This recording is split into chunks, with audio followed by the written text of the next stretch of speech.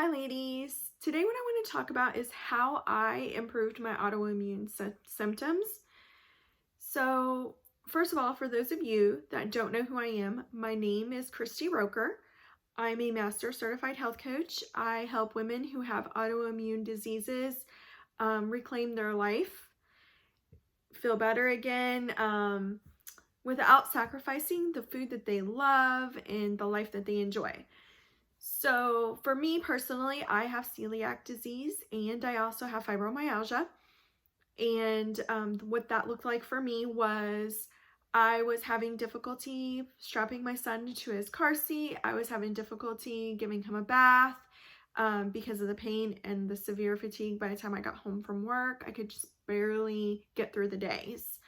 So that's why I'm on a mission. I want to help others feel better so that you can enjoy your life again and thrive again and be able to do all the things that you want to do, because it's tough whenever when you're in so much pain and you have severe fatigue that you just can't do it all and enjoy your time with your family, your friends. And I want you to be able to do all that.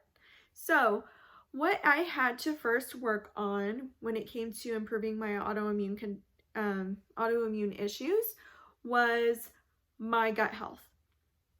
For the first thing I had to do was figure out a really good probiotic for me. I personally have anxiety and depression, so I have done a lot of research and I found a probiotic that actually have the strains in it to help with anxiety and depression. And I didn't realize that our microbiome could cause us to have those issues. So that's one of the things that's helped me tremendously. On top of that, it's going to help with my gut health and improve my microbiome. And then also, I've done lots of other things to improve my gut health, which there's so much to go into when it comes to that. But that's something I could help you with if you decide to become one of my clients, because there is so much information. I do have a program for that because it's very, very important to make sure you have really good gut health. The other thing that I did was figure out my food sensitivities. Now, that meant I did the anti-inflammatory diet, and basically for 30 days, I ate certain foods, and then by the end of 30 days, I reintroduced foods into my diet, and that's when I figured out what was causing me issues. Now, you also can go somewhere, my doctor provides this, where you can figure out like what foods will affect you. And honestly, I think that's probably the best route, but I did not know that, and I didn't know my doctor. She's a naturopathic doctor. I didn't know her at the time, so that wasn't the route I took. But I'm really glad that I did it the way I did, because after feeling amazing from doing that and knowing how I felt, it's keeping me from eating those foods, because I just couldn't believe the difference in my body. For one of the things that I really, really struggled with my whole life was my hormones. My time a month would last 2 weeks straight and be super heavy. And that started when I was 11 years old until I got on birth control. Birth control is definitely not good for you, just so you know. But I was on it up until I decided to try to conceive. And then when I did get off of it, my time a month would last, I know this is a lot of crazy information, but it would last it wouldn't last as long. It would just go every 2 weeks. So instead of being 2 weeks on one period, every 2 weeks I would start. So that's actually how I knew I conceived, because after 2 weeks, I actually didn't have a period. Crazy, I know.